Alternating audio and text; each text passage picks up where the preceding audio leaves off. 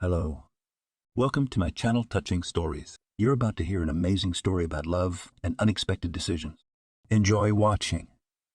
Emma stood looking at the wall, which was half wooden, half plastered. Those black letters, which were scrawled in charcoal or scraped and darkened by time, stabbed her eyes. She blinked, a tear falling down her cheek. When the woman went into labor, she already knew she was having a girl. But why so early? She was getting frustrated. Be patient, her sister held her hand. I'm doing the best I can. Angelica clutched her eyes. That's it. The sister looked out the window of the ambulance. The hospital should be showing soon. When already, exhaled with a sound the woman in labor. Now, be patient, my dear. They had already wrapped up in front of the hospital building. It didn't go as planned, but the baby was born. A girl? She looked at the doctor. Yes, he smiled. Emma had been born prematurely, so she needed extra care. Her parents had gotten over that. But what no one had expected was that she would develop another disease. The baby had to be taken to another hospital, and the mother could not be put there with the child. She went under the windows, whimpering, crying, wondering what was wrong with her baby. Angelica, I can tell you that your child is better. I can discharge you. The doctor pleased the woman. Is she going to be all right? She looked at the man with hope. I hope so. I want the baby to always do well. Angelica cried again. She and her husband had waited so long for this pregnancy that they had given up hope. Their eldest son was already 9 years old. And when they had already given up on everything, Angelica found out that she was expecting a child. What a surprise, rejoiced Stan, Angelica's husband. I'm glad, but I'm afraid to jinx it, she said quietly. From that time on, Stan protected his wife from whatever happened. If there was bad news, he hushed it up, smiling as if all was well. Some messed up at school, never said a word either. And now Emma's lying in her crib with her family. She liked that she had such a company. She felt like an adult. She thought it was possible to be rude to adults and do different things. And her father and mother never expected that a nice and good girl would grow up to be such a miracle.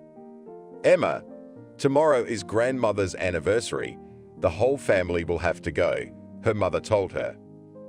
Oh, again to go to this grandmother, listen to her strange stories. The girl did not understand why always do it. What are you saying? She is the only one we have left. There are no more old relatives. Took offense at her father. It was his mother. Well, I'll go, she said reluctantly, and went out again. Angelica, why don't you put her in her place? Her sister asked her. Yes, what place? Have you seen how she behaves? The woman lamented. Exactly, and it is necessary to put such people in their place immediately. If you give weakness now, then later you will not be able to cope with her at all. The sister was sure of it. Listen, how old I am. I want my daughter to love me, not hate me.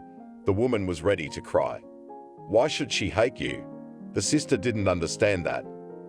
It's just that if I start forbidding things now, she'll do the opposite. If I forbid her to go out late, she will go out even longer, and what will happen to her? I don't know, so let her go out. Her head and legs are safe. Everything is fine. Angelica didn't understand how to bring up her daughter. Unlike her, Emma's brother was quite different. He had long ago graduated from school, entered, studied, now worked and lived with his family. His mother wasn't worried about him at all. But her daughter, on the other hand, had gotten out of hand. The next day, as agreed, they gathered the whole family and went to her grandmother. She set the table and waited for the guests.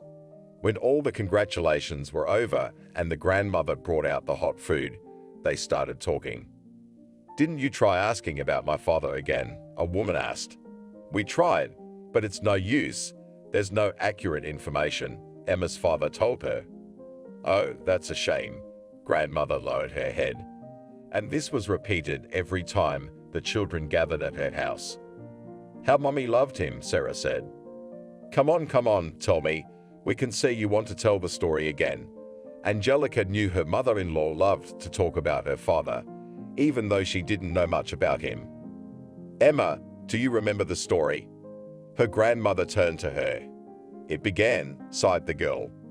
"We were just little kids then, my brother 9, my other brother 7, my older sister 5, and me 3. She'd always started with it. Yes, we remember you lived in a big house with your family. And then what happened?" asked her son. "He loved this place. It was the most interesting. The war started. We had to go to the front, but my father, because he had many children and was the only breadwinner, was not drafted. He volunteered himself. He said he couldn't just sit at home when the motherland was in danger," Sarah said. "So he went," her son continued for her. "Yes, he left. And then we'd get letters, and Mom would unfold this triangle, gather us, all the children around her, and read. Daddy wrote a lot. He loved Mommy so much that he kept repeating it. I was 3 years old, but I remember how fondly she read what was written in that triangle." Sarah looked around the table.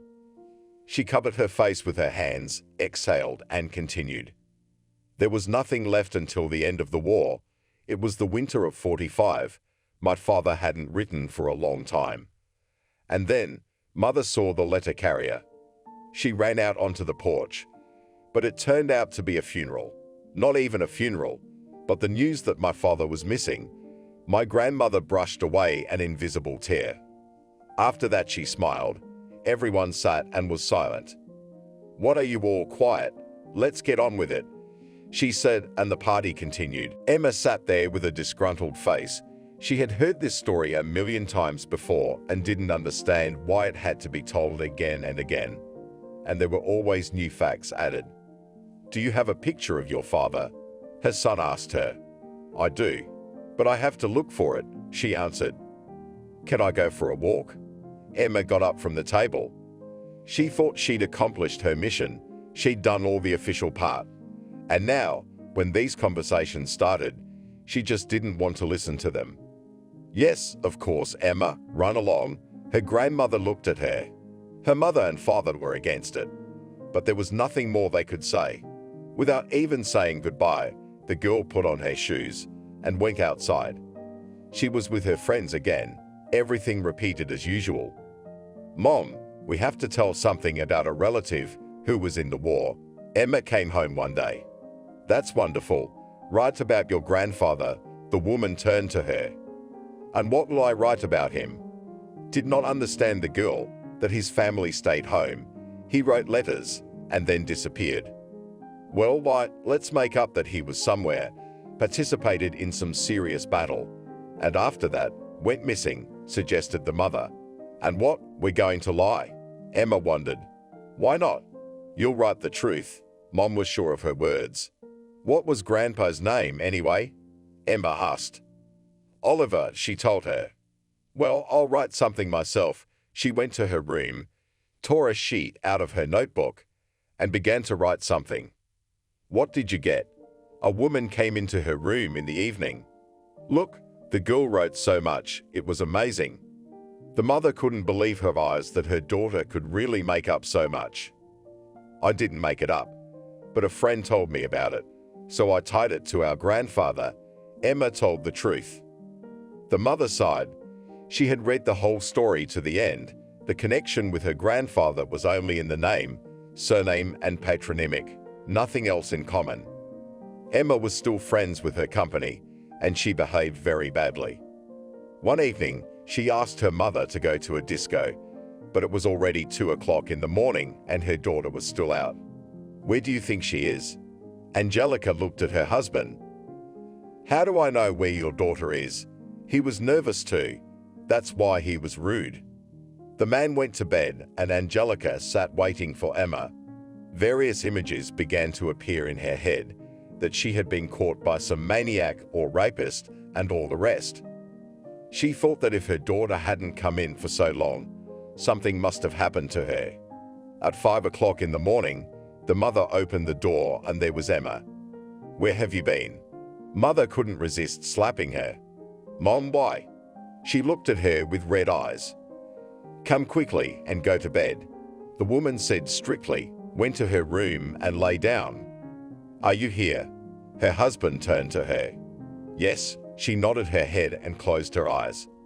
"Everything is fine, and you were worried," whispered the man. "Go to sleep," Angelica answered him. Further, everything went on exactly the same way. Mother and father were generally afraid that the daughter would not graduate from school, but to their surprise, Emma at the beginning of high school, namely in the 10th grade, left that company, began to communicate with classmates. Her studies tightened up, and unlike the way she studied in 7th grade, her grades were now very good. "Daughter, what happened to you?"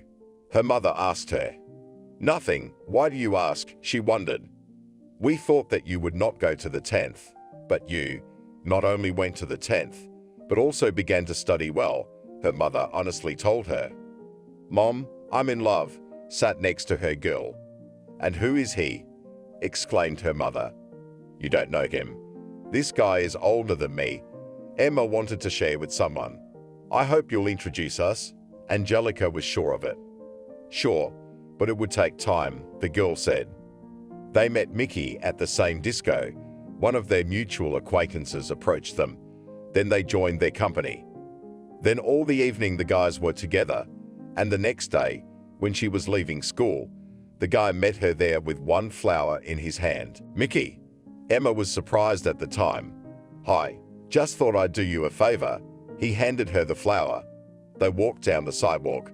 Emma didn't know if she was going home or if Mickey had something to offer her. "Are you going home?" he asked her. "Yeah, I have to at least put my bag down," she pointed at it. "Okay, let's go. And then I'll take you out for ice cream," Mickey said childishly. Emma laughed. "What's so funny?" He didn't get it. "It's like we're 9 years old that you're asking me to go to the cafe for ice cream." She was still laughing. "Okay, I'm taking you to a cafe to drink champagne," he told her. She laughed again. "What's so funny now?" He didn't understand. No, it's just that she was smiling sweetly. With the guy had developed such a relationship that Emma didn't know how they felt about each other. Turns out she liked him and he liked her too. But he wasn't taking any action, Emma even less so. "You're always so mysterious," he told her. "I just want to know what's going on between us. I've already told my mother about you, and we still have nothing." The girl was truthful with him. "And what do you want?" He did not understand. "You and I have been together for more than 4 months. We go out every day. You pick me up, give me gifts, flowers, but we do not hug, do not kiss. I do not know how to understand our relationship. Are we just very good friends, or are we boyfriend and girlfriend?" She asked him. "Okay, if you need an official statement, then I'm telling you that you and I are boyfriend and girlfriend." Mickey was sure of it. "Okay, why aren't you hugging and kissing me then?" She asked him the next question. "I'm afraid," he admitted. "Of what?" She didn't understand. "You're just a little girl. How can I do anything to you?" He was very honest. So that's the problem, the girl realized now. All through 10th grade and summer vacation, they continued to be friends. And on September 1, when the girl went to the 11th grade, she decided to introduce Mickey to her mom and dad. "Here we are." They came into the apartment. "Oh, guys, come on in." Angelica greeted them on the doorstep. She was so pleased that her daughter had met such a handsome guy, who was now not against even coming to visit her. "Hello," said the young man politely. "Come in already," the girl hurried him. "Come on, Emma," looked at her sternly mother. They went into the room. The woman smiled all the time. She wanted to get to know her daughter's suitor better. There was cake and cups for tea on the table. Everyone made themselves comfortable. Mickey was silent at first. He was shy. "There's no need to be embarrassed. Everyone is here." The woman touched his arm and spoke. "It's okay." He looked up at her. "Tell me about it." The father was ready to listen to the boy. "Why are you picking on him? We're fine." Emma moved closer to her boyfriend. "We're not bothering you. I just wanted to know if you're going to enroll now, and what are Mickey's plans." "It's okay. We've already talked about it. The young man started talking at once. And what was decided? The mother was also interested. Emma will not go anywhere. She will enroll here. There is an option that if she leaves, I will follow her, at least for a while, the boy said firmly. Parents rejoiced. They realized that the daughter found a responsible and serious groom. Now they were not worried about Emmy's future. They realized that she would do well. Mickey, you need to meet our grandmother, Angelica told him. Oh, not again, Emma whispered in his ear. Why would you do that? He turned to her. Yes, Sarah likes to tell the same story every time, but we're used to it. But Emma reacts that way every time, her mother said. Okay, thanks for everything. We have to go. Emma got up from the table. Come again, her mother shook Mickey's hand. The young people left the apartment. What are we going to do? They stopped in the yard. Let's have a serious talk about school. Now I've made up my mind for your parents. But, I have a job. I can't go after you. While he was saying all this, he was nervous. Mickey, I've already applied to another city, Emma said sadly. She thought that everything her boyfriend said was true. Okay, I'll try to do something, he went. Emma ran after him. Wait, it seemed to her that Mickey was starting to feel differently about her. Come on, he put his arm around her. The young people went to another city after all. The guy had transferred and now worked there. Together with Emma, they rented an apartment. They were practically a family now. Mickey, are we going to get married? She asked him cautiously at night. We would someday, he said. All right, she took offense, but said nothing aloud. So they went on with their lives, him working, her studying. Everything was fine, but Mickey never proposed. Emma graduated from college. She no longer asked, but insisted on getting married. Mickey, either we go to the registry office or we split up. How long can we wait? She shouted in the evening. What are you getting mad for? He looked at her. Don't you love me? She asked in the same loud voice. Why would you say that? He didn't understand why Emma couldn't wait. Why then? Now the girl was crying. Now you'll get a job. We'll get on our feet. We'll buy an apartment, and then we'll talk about the wedding. Mickey calmly explained. I love you. She squirmed against him. Everything's going to be okay, he kissed her. And Mickey wasn't lying. He worked hard, saved money. Emma got a job too. 3 years passed. The girl was coming back tired from work. She opened the door of the apartment, felt that smells delicious. Are you cooking? She was surprised. Come in. My love, he came out to meet her. Emma walked into the room. There was a table in the middle with appetizers, a cake, and a bottle of wine. What was the celebration? She started to remember. Maybe she had just forgotten. Emma, will you be my wife? He knelt down in front of her. Ah, she squealed and squeezed her eyes shut. Is that a yes? He stood up and handed her the ring. Yes, yes, yes. The girl jumped on the spot. She put the ring on her finger, took her hand away, admired it. The fatigue she had after a day's work went away instantly. Mickey poured wine into glasses. One of them served the girl. Soon the wedding was to take place. Let's not waste money, she whispered to him at night. Why, don't you want a party? He was surprised. He knew that all girls dream about it. No, let's buy a house, she was silent. What house? It was the first time he'd heard of it. I dream of having a house somewhere outside the city, in the countryside, so that you can go there, with friends to communicate, to rest your body and soul, Emma said. Why didn't she say anything? Mickey wondered. I don't know, she was happy. At the weekend, they went to Emma's parents and they met them. When they heard about the wedding, they congratulated them. We decided to just sign, so we'll call when we can come, the girl told her mother. You won't regret it later. The mother wasn't sure of her decision. No, we want to spend the money on something else, Emma said cryptically and looked at her future husband. Okay, suit yourself. The woman looked at her daughter and smiled. She was so happy for her. A few weeks later, Mickey and Emma became husband and wife. They rented an apartment, and with the money they had saved, they started looking for a suitable house. "We should go to the experts," Emma said. "That's what we'll do," her husband agreed. They called, found a realtor, and then started waiting for offers. After that, when the calls came in, they would choose whether or not to go to the village.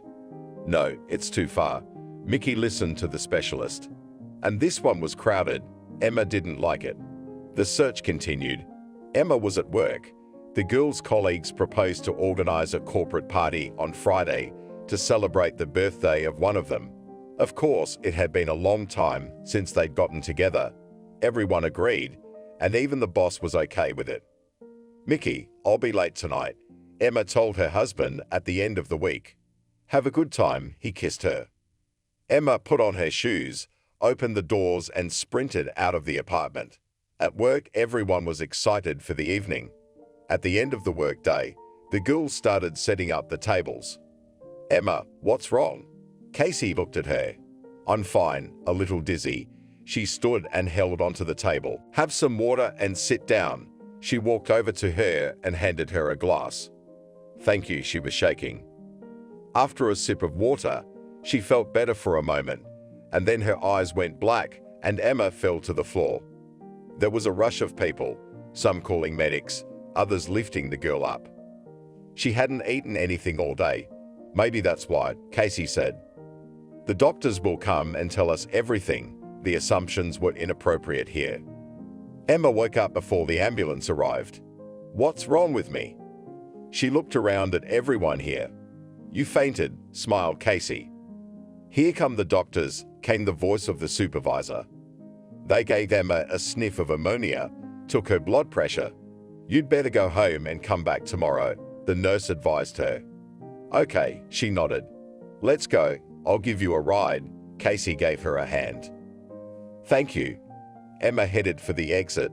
There was a lot of weakness in her body. "Emma," her husband came out into the hallway. Yes, she wanted to lie down. "It's a holiday, isn't it?" He didn't understand why she was early. "I felt sick, so the girls brought me home." The girl went into the room and lay down. "Can I get you anything?" He was worried. "No," Emma closed her eyes. The next day was Saturday.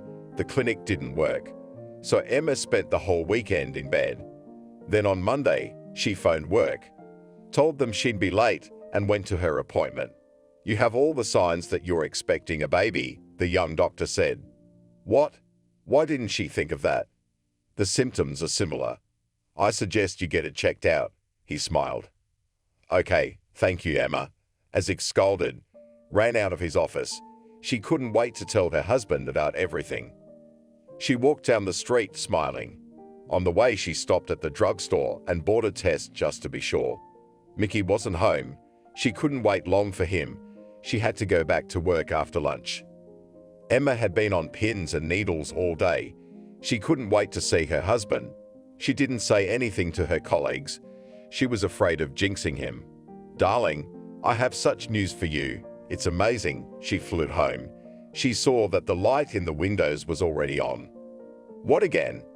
He knew his wife was always coming up with something new. "I'm pregnant," she screamed. "Emma, it's happiness." He took her hand and led her into the room. After that, the girl started to watch her diet. Mickey did everything for her too. The realtor didn't call. He asked Emma a few months later. "No," she shook her head in the negative.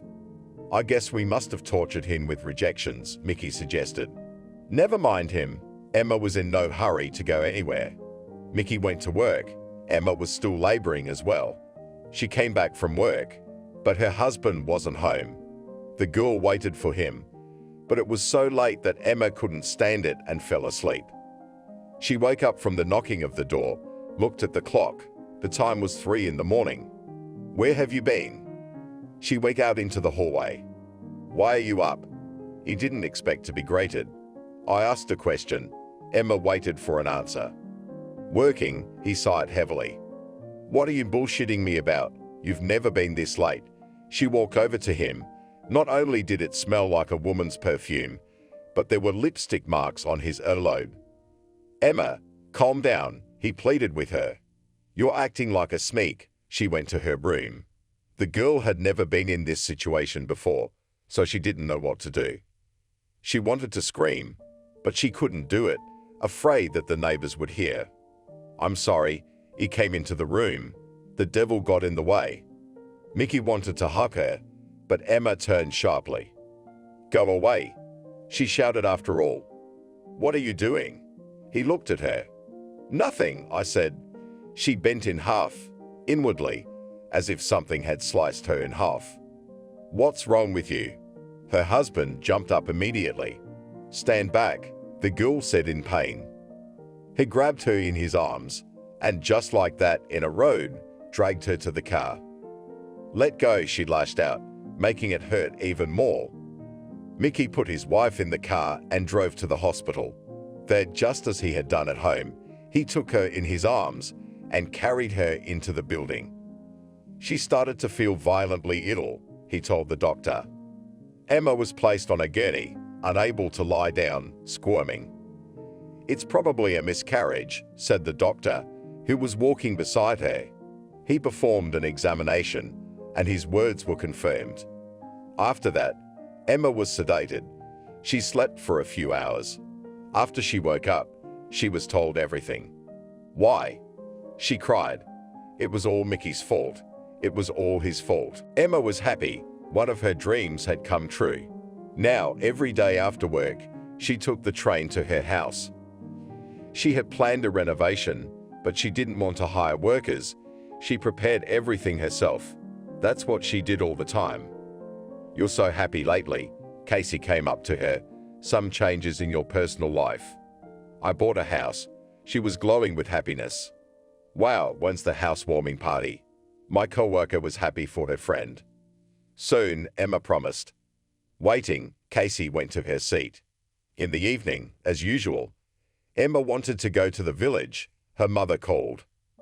"Do you remember that we're going to Grandma's this weekend?" she asked her. "Oh, I completely forgot." The girl slapped her forehead. "We're waiting for you. Don't be late." The woman spoke in a gentle voice. Okay, Emma decided she would definitely come. She hung up the phone and smiled. She remembered her grandmother, how she bored everyone with her story. Now she understood her parents too, who used to cringe when Emma rolled her eyes at the old man's tales. The weekend came and Emma was ready to go. She bought her tickets at the train station, boarded the train, and a few hours later, she was in her hometown. "Hello everyone." She entered her grandmother's apartment. Her mother came out to meet her. Parents behaved cautiously. They knew about everything that was going on with the daughter, so they tried not to push her in any way to think about her husband and children. "Grandma, happy birthday." She walked into the room and handed her a beautiful box. Emma, as usual, can't go without exclusivity. Wrinkles spread across Grandma's face. Everyone sat down at the table. First, as usual, toasts, congratulations, and after Grandma looked at everyone, her eyes became sad.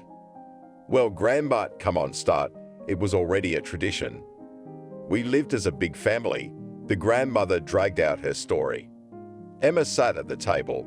She had heard this story. A reply came to her, informing her that there was very little information. "You need the exact date of birth, where and when he went to serve, when exactly he went missing." At the end, there was a phone number of a specialist who could help answer all the questions. Emma wrote it down. She was going to contact him later. She got home. She definitely needed to go to the village today, but she couldn't make it again. There was a knock on the door. "Hello." Her heart thumped in her chest more often. There was Mickey standing on the doorstep. "Emma, I'm sorry. I can't live without you," he began at once. "Come in." She let him into the apartment. They went into the kitchen. There his wife poured tea, sat down opposite. "Give me your answer," he waited. "I forgave you long ago, but for now we cannot be together," she told him. "But why?" He didn't understand. "Be patient a little longer," she asked him. "Okay." He stood up. I love you and I will never betray you again. Emma walked Mickey out. As she closed the doors behind him, there was a pinch in her chest. She didn't want to just take it all back like that. He had to understand that. The time was still not late.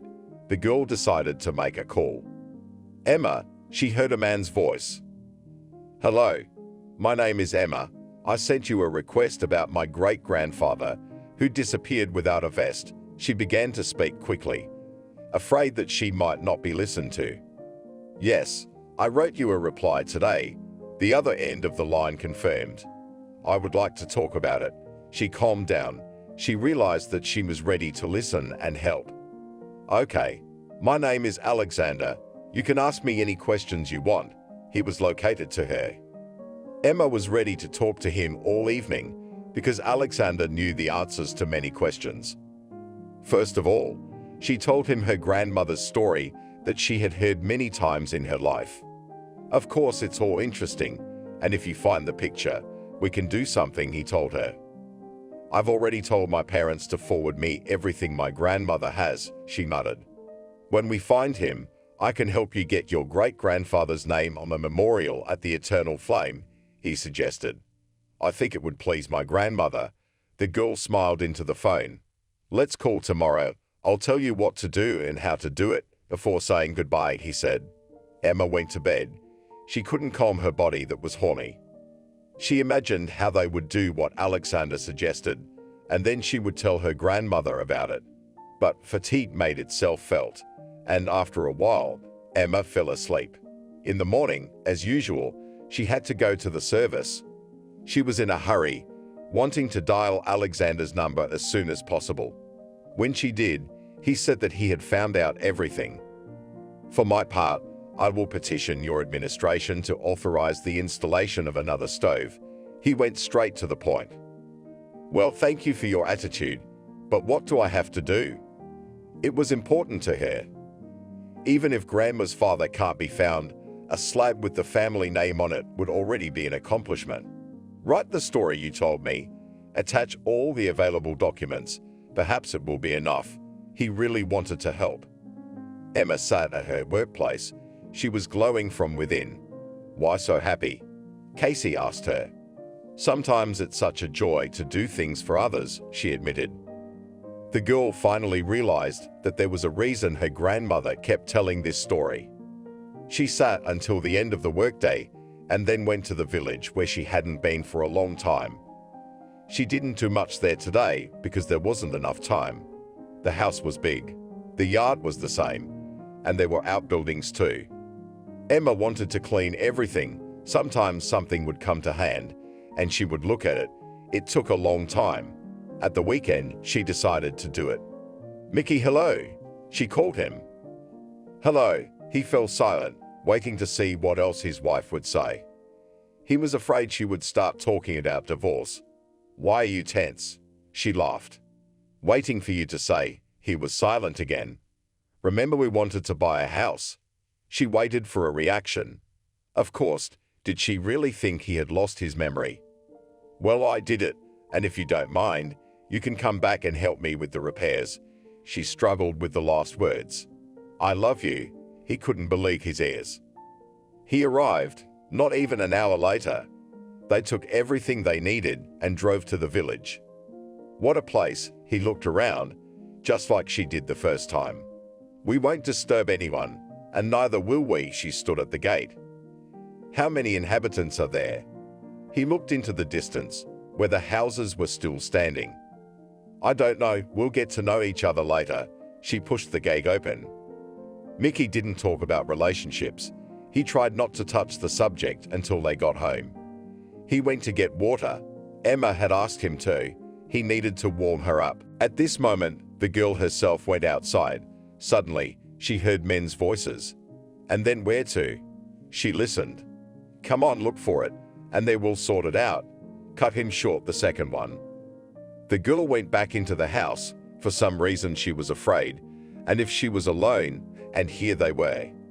The doors slammed, she shuddered. Are you scared of me? Mickey laughed. Quiet, come here. She waved a finger at him. What is it? The young man tensed. Look, she led him out of the house. There was indeed someone talking outside. What are they doing out there? She whispered to her husband. They seemed to be looking for something, he was sure. Why? And why on our property? Emma had a lot of questions. We should just go out and ask, Mickey was determined. Okay, the girl stood up. They went outside so that they were immediately visible. And what do you want in our precinct? Mickey started asking questions right away. Who are you? The uninvited guests didn't understand. The hosts? Emma replied. What are you telling us? The village is on the verge of extinction.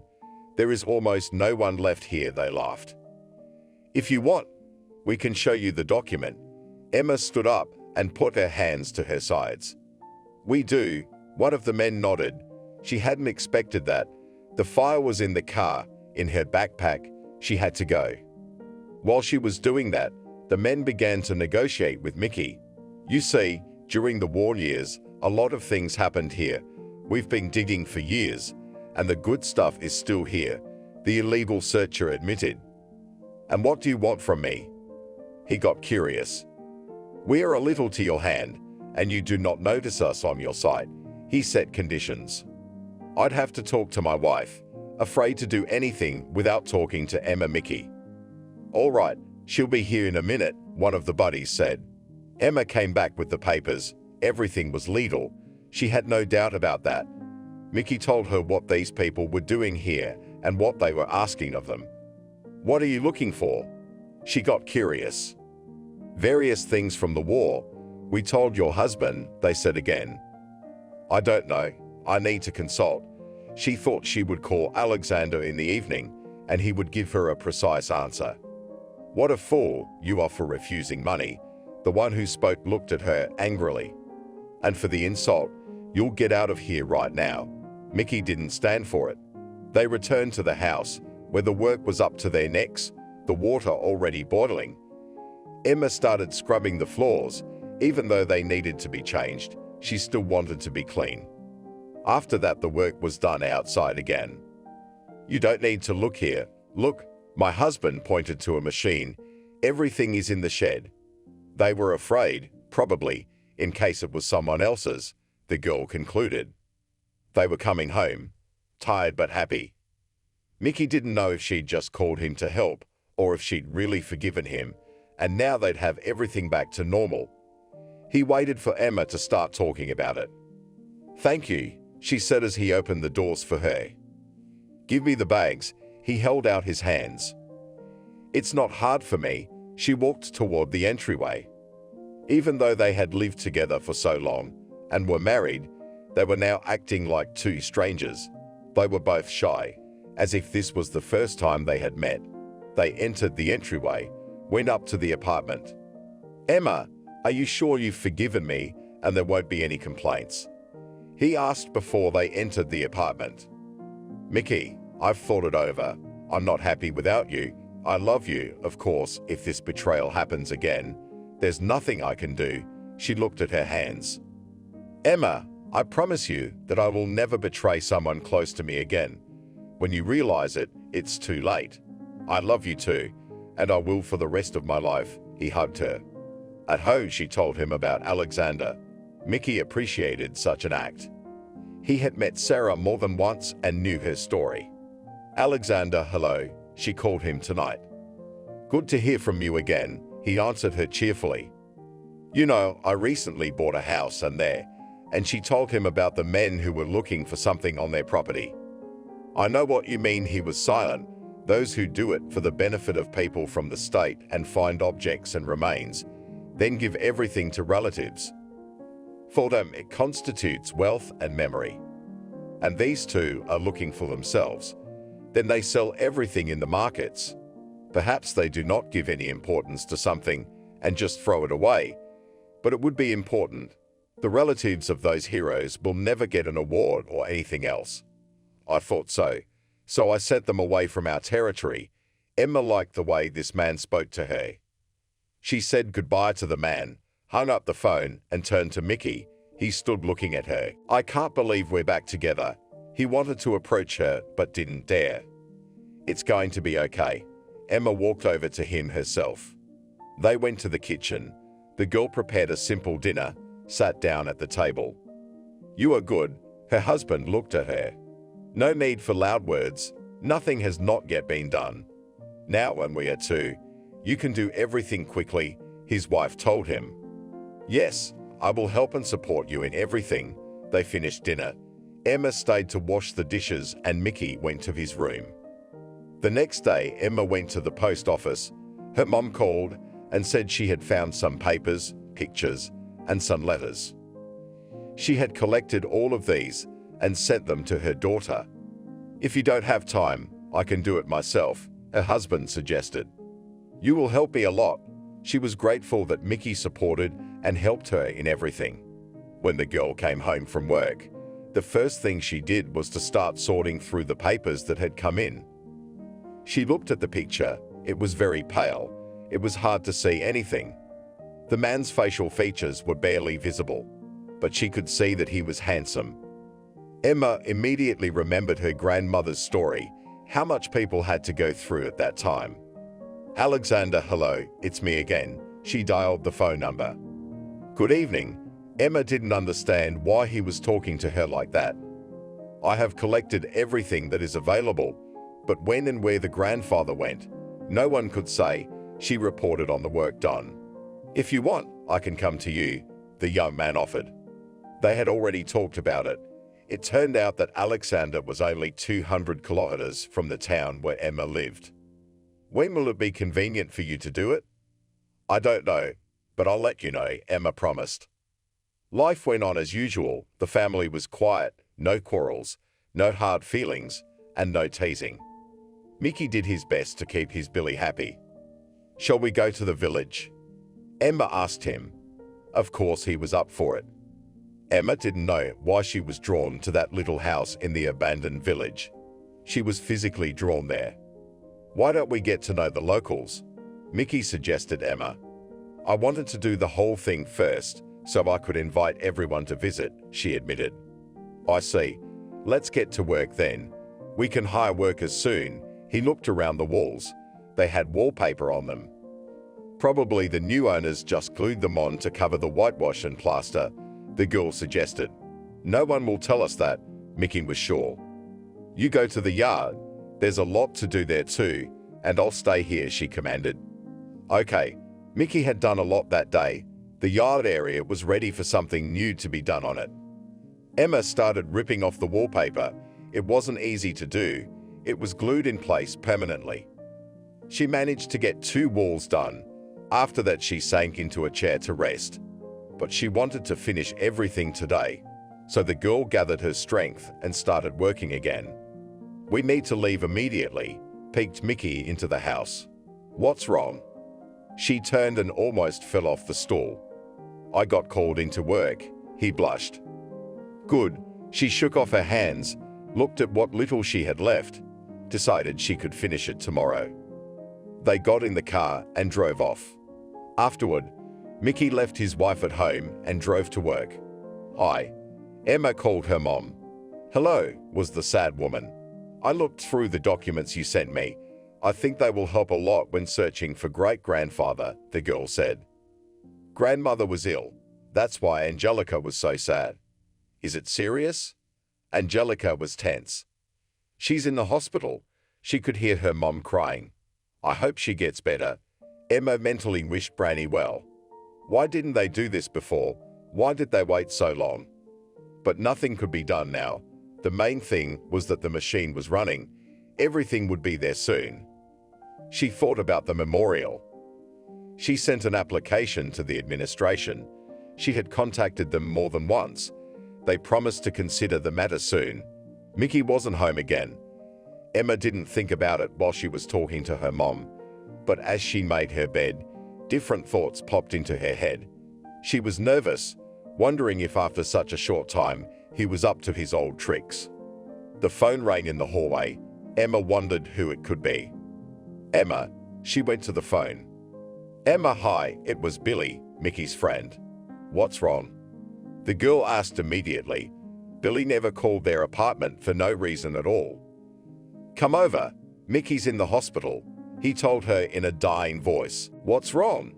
She was already screaming. "Come to Central Hospital," he hung up. Emma started to pack. Her hands were shaking. She couldn't get into the keyhole when she closed the doors. She hailed a cab. The car was only gone a couple minutes, but to Emma they were an eternity. To the hospital, she called out the address. "No need to be so nervous. We can't go any faster anyway." The driver saw how the girl felt. "Excuse me," she sat back in the seat, her heart pounding fast. She couldn't believe anything bad could have happened to Mickey. She ran into the hospital lobby, straight to the desk. "My husband." Before she could say anything further, Billy came up to her. "Let's go." He took her hand and dragged her behind him. They went up to the second floor. There was an operation going on, the young man told her. "What happened?" cried Emma. She just couldn't stand it. He was called to work, but he didn't get there. Billy lowered his head. "Jesus, him or in him?" The girl turned pale and shook even more. "Into him." Just one sentence, but so terrible. They sat in the hallway. Nobody knew anything. But then, a few hours later, the doctor came out. Is he alive? That's what interested Emma the most. Of course, even the man was taken aback. What's wrong with him? Emma wanted to know. She was so sick. She didn't understand a thing. Everything will be fine. The doctor put his hand on her shoulder. After that, Emma calmed down. She walked over, sat down on the couch, looked at Billy. "How did you know about that?" She wanted to know why Mickey hadn't called her. "I'm the one who bumped into him. He just sat there with his head down like that." "What?" The girl jumped to her feet. "I'm sorry. I didn't mean for that to happen." He covered his eyes with his hands. Scoundrel. Emma had always disliked the man. He was always encouraging Mickey to do something dark. And now this had happened. She would never have believed it was an accident. I know, he seemed to realize it himself. When Emma was satisfied that Mickey was fine and his condition was stable, she drove home. Billy begged her not to report it, but she wasn't going to. She wanted to wait for her husband to recover. She needed something to do to keep her mind off things. Emma started driving again, to work in the morning and to the village in the evening. She walked into the house. She remembered she only had one wall left. Emma grabbed the wallpaper and pulled on it. It started to come off along with the plaster or lime. The plaster fell to the floor. There was still a lot left on the wall. The girl worked tirelessly. Late, she looked at her watch. By car was convenient, but on the electric train, you had to keep track of time. Okay. She took one last tug. Everything fell to the floor again. Emma grabbed her bag. She thought, she'll definitely finish everything tomorrow. She left the house and ran to the station. The girl managed to catch her electric train. She was glad of that, otherwise, she would be late for work tomorrow. She drove on and wondered what was going on with Mickey. She wanted so badly to help him, but there was nothing she could do. And then her thoughts went back to Billy. How could he do that? And more importantly, why? But she would find that out from her husband when he got home. The house was quiet and boring again. Emma sat down at the table and started going through her great-grandfather's letters again. The handwriting was uneven. Everything was faded, but some of the letters were legible. Why didn't Grandma read them to us? It would have been more interesting, she said into the empty kitchen. Then Emma remembered her grandmother was in the hospital. She dialed her mother's number. "How is our old lady?" she asked the woman. "The same. No change," Mom was crying. "And we had an emergency too." Emma told her mother about Mickey. God, what a disaster. She couldn't believe it had all happened in one day. She decided she wasn't going to wait long. She'd go to work and go straight to her cottage to finish the job. That evening she didn't even have dinner. She had to get to the hospital in time to see her husband. When she arrived, he was already in a regular room. Emma went in, smiled and cried at the same time. "How are you, darling?" she asked him. "You know, it's not so bad," he told her. Both of his legs were broken, and something was damaged inside, so they had to operate. Emma sat beside him. She knew he was alive, and that's the most important thing. "Do you know who drove into you?" she asked. "Yes, I know. He came over already," apologized, Mickey told her. What could have happened? Why did he do that? She still didn't understand. "While you and I were apart, I made Jenka my deputy in my firm. Apparently, that wasn't enough for him, and he decided to make sure I wasn't there." He looked at her. "That's stupid," she smiled. "You realize it's stupid, but he probably didn't. And when he did, it was too late, especially since I was a survivor. He comes begging me to drop the application, staring at Mickey's ceiling." "And what did you do?" She was looking at him. "Well, he'll restore my car, but otherwise, let him go," he told her. Emma hugged her husband, kissed him, and said goodbye. Then she went home. Tonight, she couldn't sleep. She had some nightmares. In the morning, she woke up not sleeping at all. She didn't understand anything at work. Her co-workers noticed it. "Did something happen to you again?" Casey came up to her. "No, I'm fine. Mickey's already gone." The girl looked at her. "She just didn't sleep well," she admitted to her. "All right, I was thinking about it." Her friend pulled away from her. Emma knew she had to go to the village today. She wanted to do it quickly, but something kept stopping her. She got home, changed her clothes, and left the house again. She had to catch the train. "That's it. One more push, and she could hire workers," she said to herself. Emma already regretted that she hadn't done it right away. It would probably be ready by now. She brought the bags to collect all the trash in them and set to work. When she got to the wall, she did the last one yesterday. She bent down to pick it up and noticed something written on the wall. What was it? She got up and looked closely. There was an inscription, something strange. The letters were jagged. "We've been standing here for 13 days, 16 of us. We haven't retreated," Emma spelled it out. And at the bottom were scratched initials and surnames. Everything was so indistinct. But the girl was already interested. She came closer and began to read the letters. Something was badly erased. She didn't continue. She straightened up and froze. Emma stood staring at that wall of inscriptions without blinking. Tears flowed from her eyes. The meaning of the phrase came to her first, and then, like a bolt of lightning. "Oliver," she screamed, "it can't be." She started thrashing around the house. She didn't know what she was looking for or what to do. Her hands were shaking. Was she really in the very place where her great-grandfather had been in the last moment of his life? The excitement and accumulated troubles took their toll. The girl sat down on the floor and cried. She touched the wall with her hand and wondered if she had imagined it. She stood up and looked again. No, it was all true. Her hands were shaking so bad, she couldn't even hold the phone. When Emma rode in the train, she had already calmed down a little. What if it wasn't her great-grandfather at all? "Alexander, hello." Now she didn't care what time it was or whether she disturbed him or not. What happened? He heard that the girl was very excited. "I found the inscription," she shouted into the phone. "What inscription? What do you mean?" He didn't understand. "In the house in my house, remember, I told you, where they were looking for wartime objects," she gabbled. What was the inscription? He still couldn't make anything out of Emma's rambling conversation. "You wanted to come," she was crying. "Yes, I'll be at your place this weekend," he promised. "I'm waiting for you. If you can make it sooner, then come," she asked. Her hands were shaking. Her head was not thinking straight.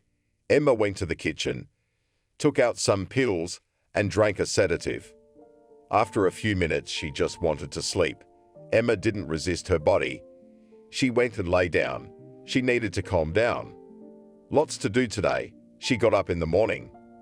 Emma arrived at work, immediately called Casey over to talk to her. "Why are you so disheveled?" she asked. "You won't believe it. Remember I told you about the house I bought?" Emma asked her friend. "Yeah, what happened?" Casey could see how excited Emma was.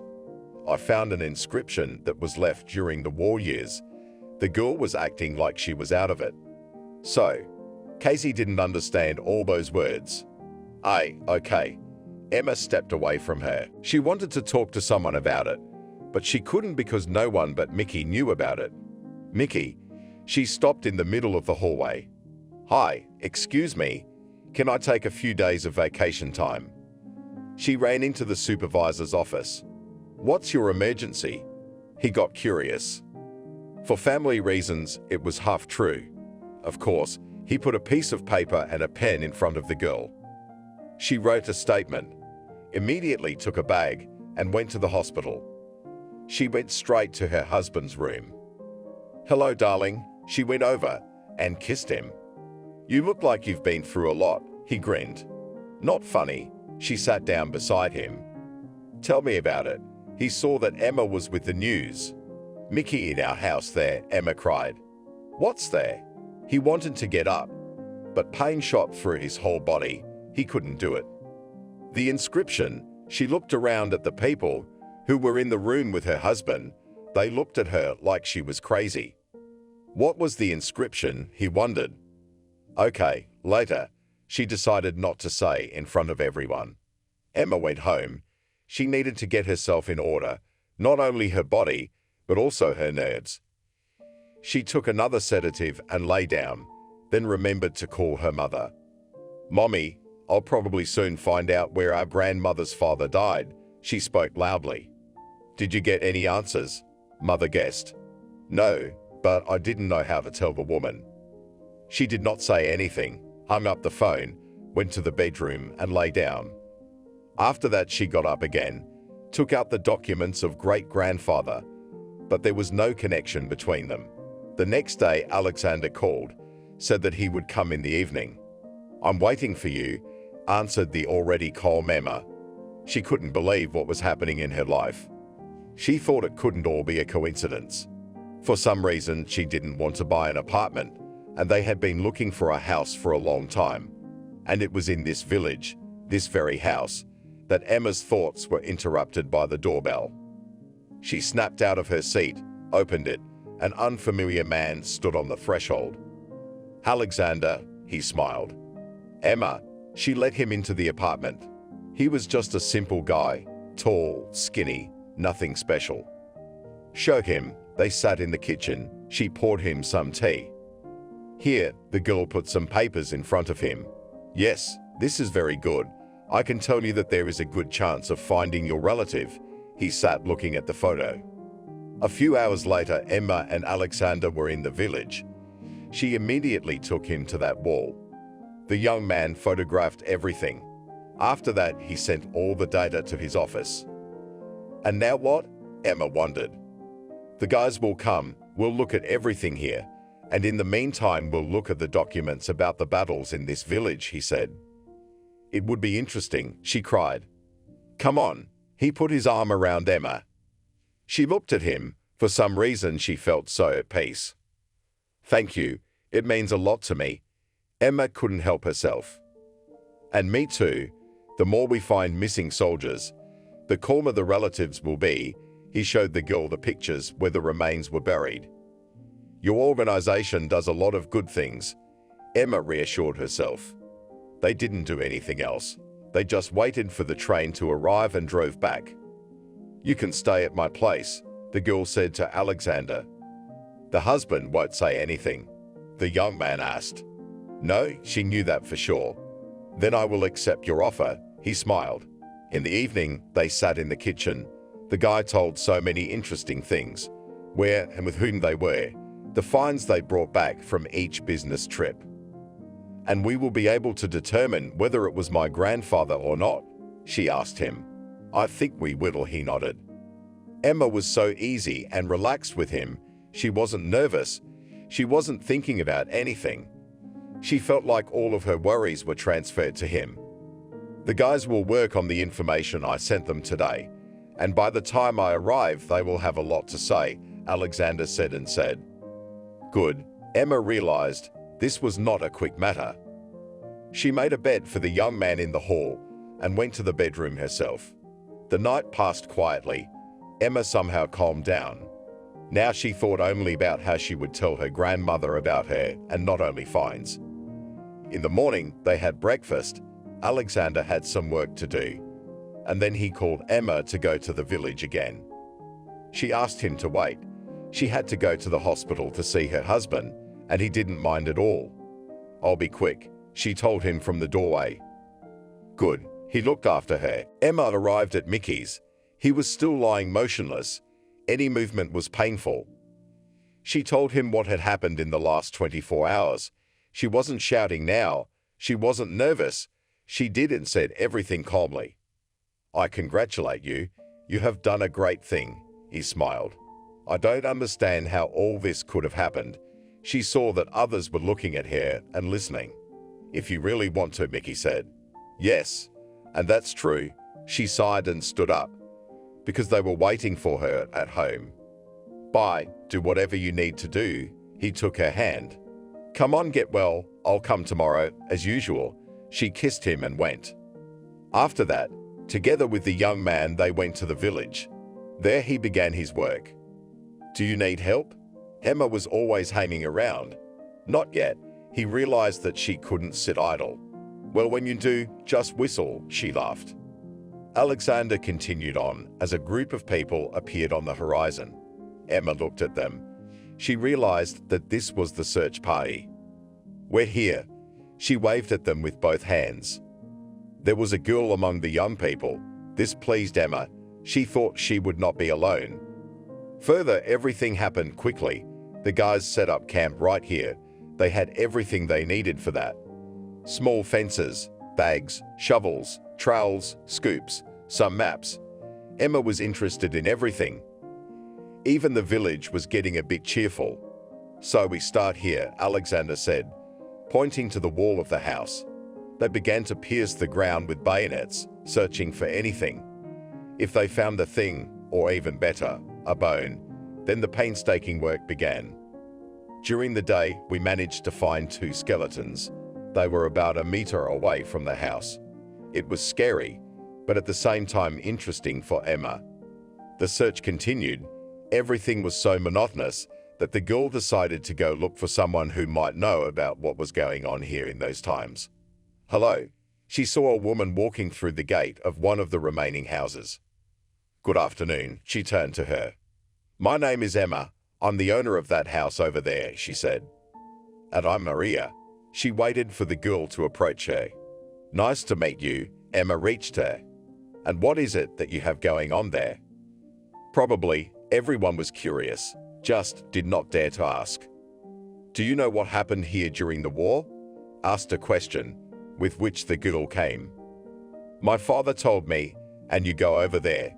He lived here then, when he was a child." The woman pointed to the side. Emma saw that there was still a house there. "Do you live here?" "I wondered how many people were left." "No. We moved to the city a long time ago. We come here for berries, mushrooms, yes, to relax from the bustle of the city," smiled Maria. "That's why we bought the property here." Emma thanked her for everything and went on her way. The cottage was old. It was almost completely settled. The windows stood on the ground. Near the gate, a grey-haired old man was sitting on a stoop. Emma walked up to him. "Hello," she looked into his eyes. "Who are you?" The old man spoke, but neither his head nor his eyes moved. Here she thought she didn't recognize his name. "Do you know what happened here during the war?" she asked him. "Why do you want to know?" Apparently, he was interested in the question, because he turned his head. "I bought a house here." She pointed in the direction. "Now there are search parties working there." "Ah, Harvey's awake. Do you remember anything?" It was obvious that the grandfather was worried for a reason. Of course he did. His voice trembled. "Will you tell me?" She was pulling the words out of him like a pincer. "Come on." He got up and walked into the fence. Emma followed him. As they bent down to enter the hut, a foul odor hit her nose. Emma looked around. There were pictures hanging on all the walls. "I've lived in this village all my life, born here, and I'll die here. At that time, we thought that the Germans would never reach us. they would pass us by. The village was big. He made a circle with his hand. Where did the soldiers come from? Emma sat down on the edge of the stool that stood there. They were relocating. They came in, probably to ask for something. It was obvious that Harvey didn't know that for sure. How old were you? The girl was counting in her mind. 8, he glared at her. A toddler, she stood up again, went to see who was in the pictures. You have 8-year-olds now, but we were working as adults back then. Harvey turned away. Well, why did you invite me here?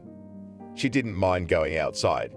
Here, he handed her a photograph that was as faded as hers. Who's that? She looked at it.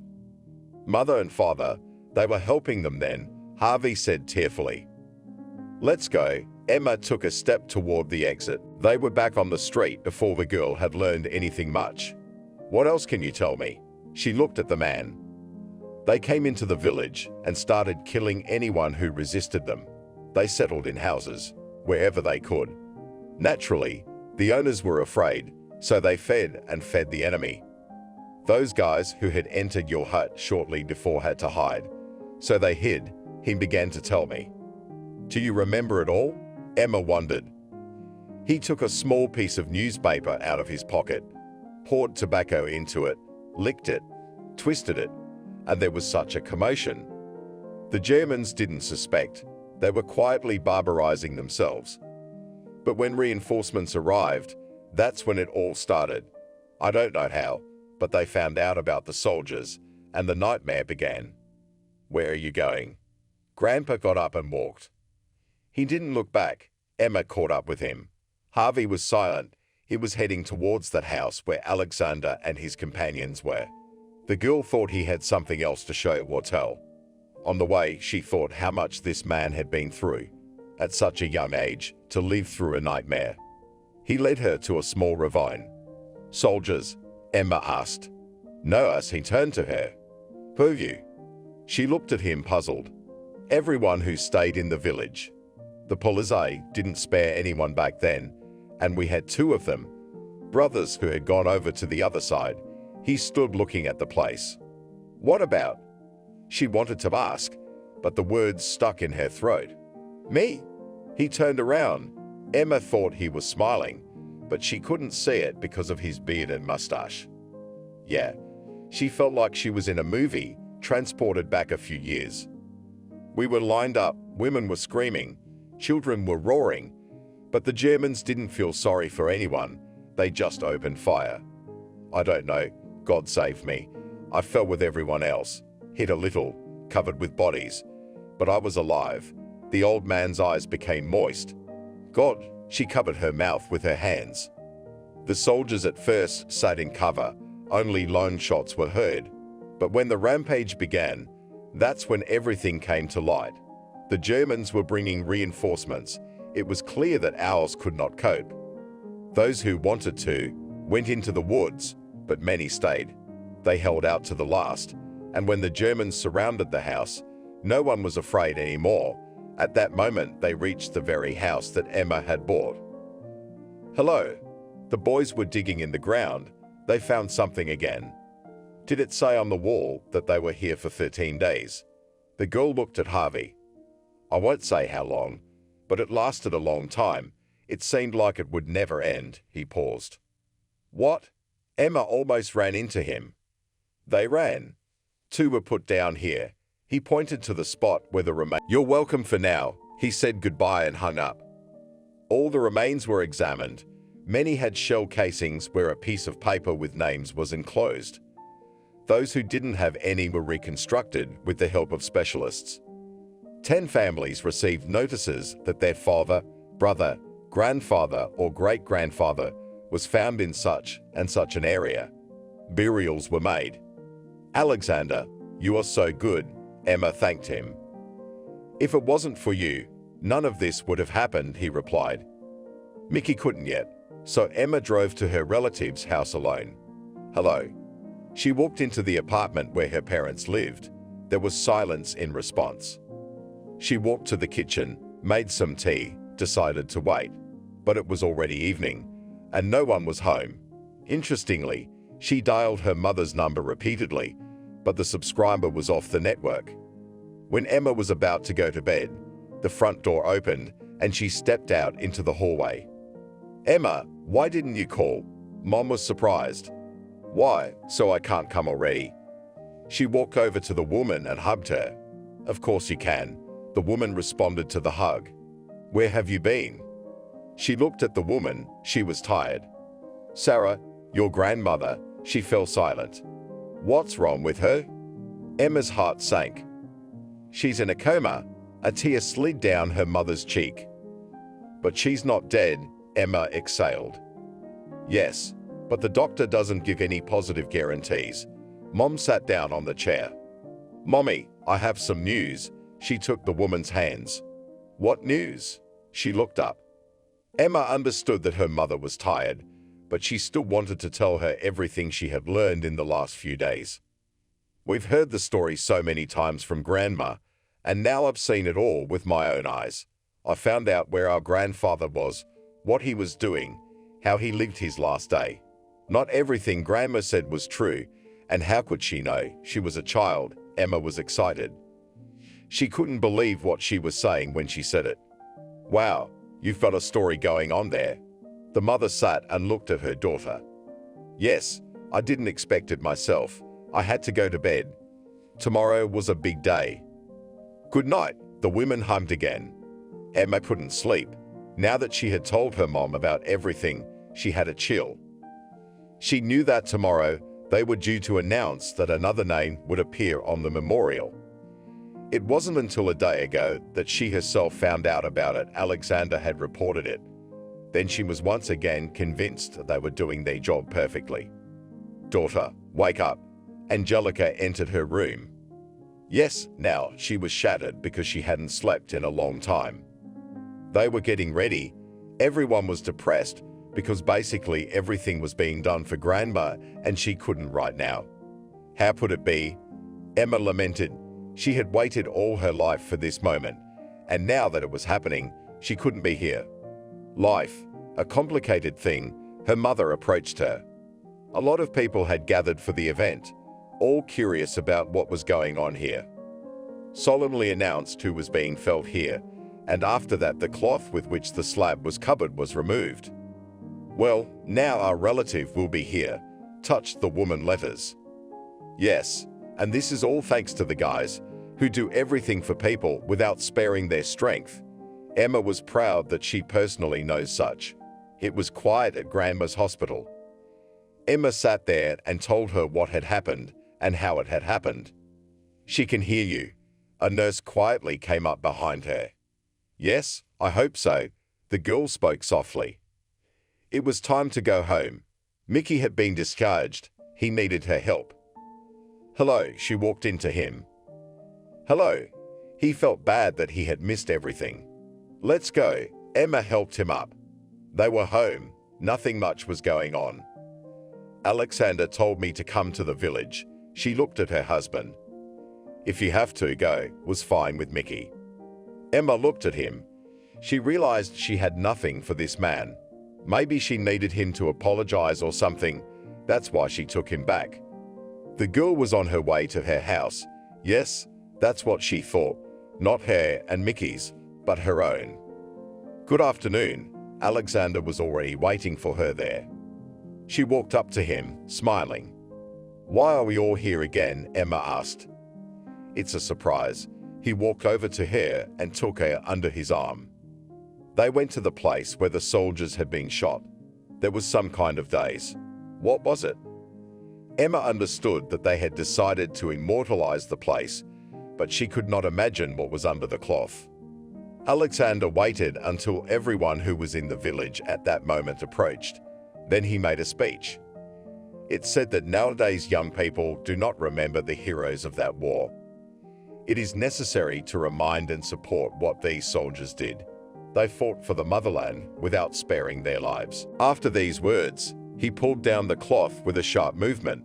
What was there shocked everyone, especially Emma. "Alexander, how did you do that?" She looked back at her house. "I'm sorry I didn't ask, but I don't think you would have said no," he said quietly. The memorial consisted of the very same inscription Emma had found on the wall of the cabin. It had just been cut down, restored, covered with some kind of product. "It's so beautiful," Maria said. Emma looked at Harvey, he was crying. She thanked everyone, then went to her room with Alexander. That was it, he looked at her. It seemed like two strangers, she said to herself and him, but you've become so close to me. They hugged, and after that Emma stayed in the cabin a little longer, seeing what was there now, and went to the station. Emma went to the door of the apartment where she and Mickey lived. She opened it with her key. Suddenly, a woman's laughter came from the room. Emma tensed. Who could it be? She walked quietly down the hallway, peeked into the room. Mickey was sitting on the couch with an unfamiliar woman beside him. "Hello," she entered the room. "Emma?" He straightened up sharply. "What, you didn't expect?" She stood looking at the couple. "You'll be here tonight, won't you?" His eyes were running. "People don't change." Emma went to the room. She pulled out her suitcase and started packing. Some rummaging and whispering could be heard in the hallway. Emma was so disgusted by it all. I guess it was true what people say, that whatever is done is for the best. It was a good thing that the accident had happened then, and he hadn't been there. She heard the clatter of crutches on the floor, turned around. Mickey was standing in the doorway. "I'm leaving. I don't think you'll mind if the cabin stays for me." She didn't even want to look at him. "I'm sorry. I know what I did was wrong." He was having a hard time standing. "So you're not the one for my life." There was no yelling, nothing like that. Emma wanted to wash herself, but there was nowhere to do it yet. She felt like she had been doused in slop. Emma was on her way to her village where there was a cabin. There was no sadness at all. She had come to the place where everything was known. This was where her great-grandfather had spent his days, could be considered his family nest. Maria stood at the gate. "Hello." The girl was surprised by her visit. "Oh, I'm coming to you. I'm standing here, listening, whether you are there or not." The woman began to gibber. "And what did you want?" Emma was pleased that she was known and respected here. "Let's go." She took her hand and led the way. Emma followed obediently behind the woman. She couldn't figure out what the woman wanted from her. When they entered her house, the girl saw that everything was cozy and beautiful. "What are you going to do there? Sit down, drink tea. Now I will heat the bath." Maria began to bother. Emma liked this proposal. She would love to go to the bath. "And how did you know that I'm coming?"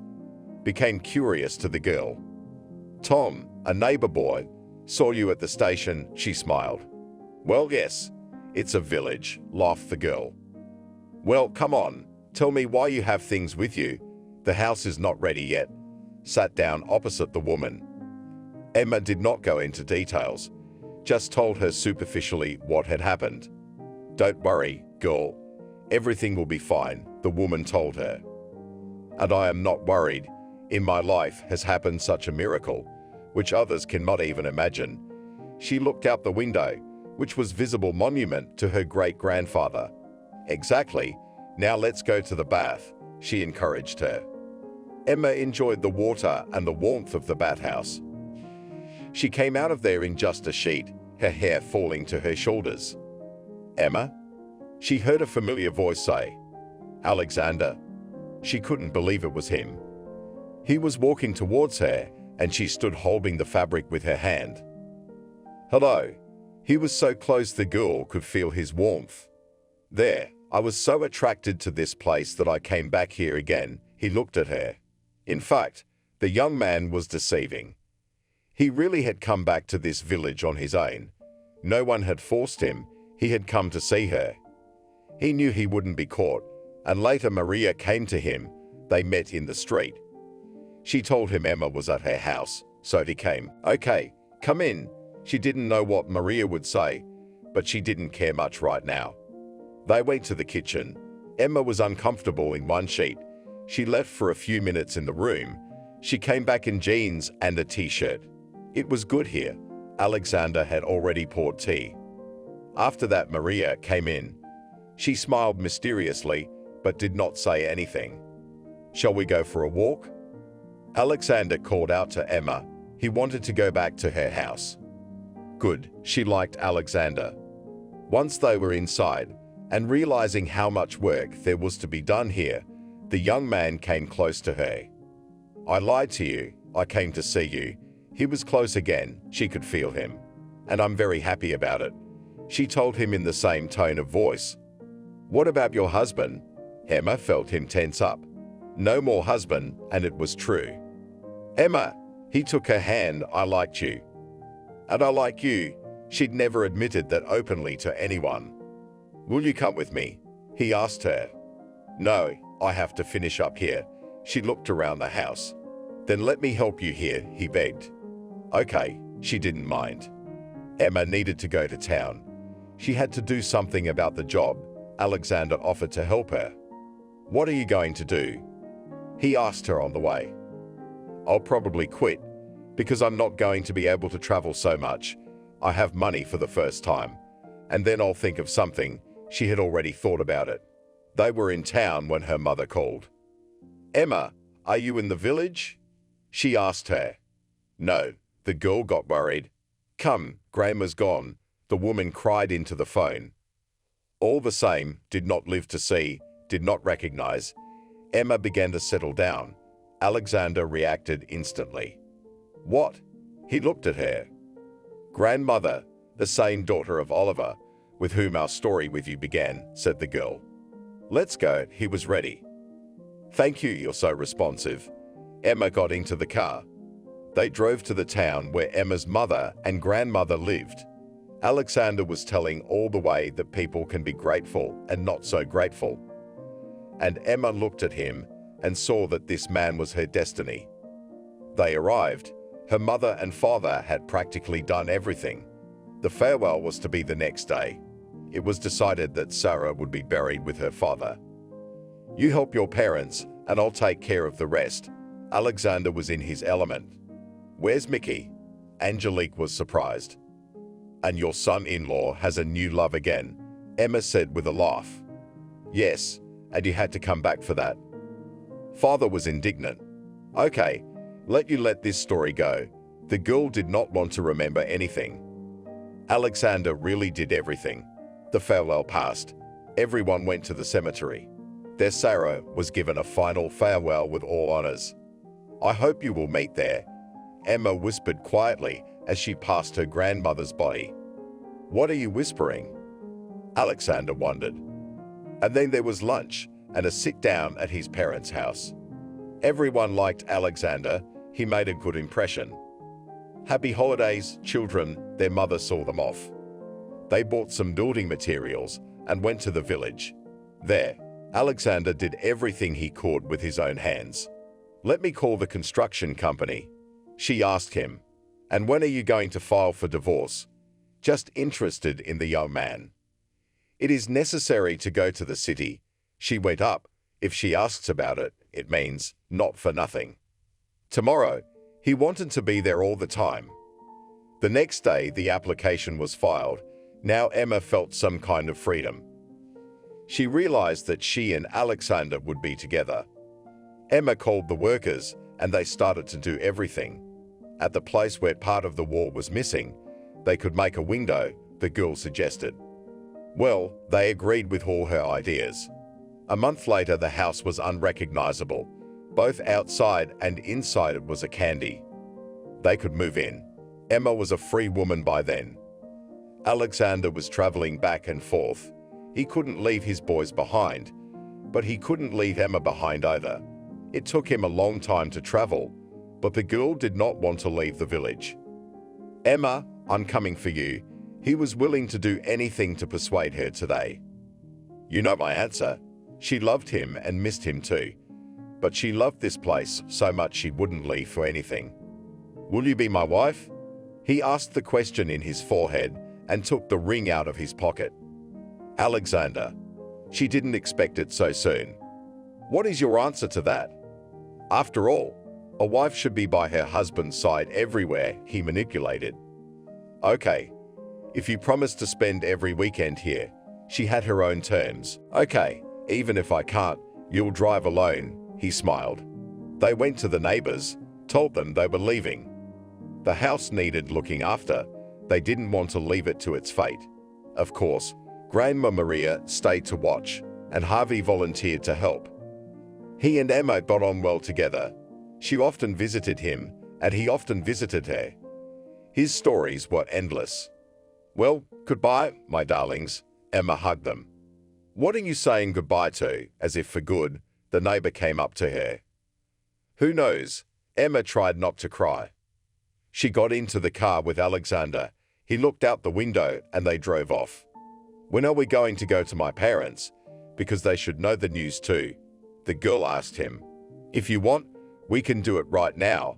They haven't left the village yet. I want to, she said cheerfully. Alexander made a small U-turn, and there they were on the road. We'll go to Grandma's, Emma said. Sure, we'll do everything as you say you want, and he put his hand on her knee. Her mother wasn't expecting them. She opened the door and gasped. Where are you from? The woman began to fuss. I came to introduce you, her mother winked at her. But we know each other, the mother didn't understand. Do you know my fiancé? Emma asked.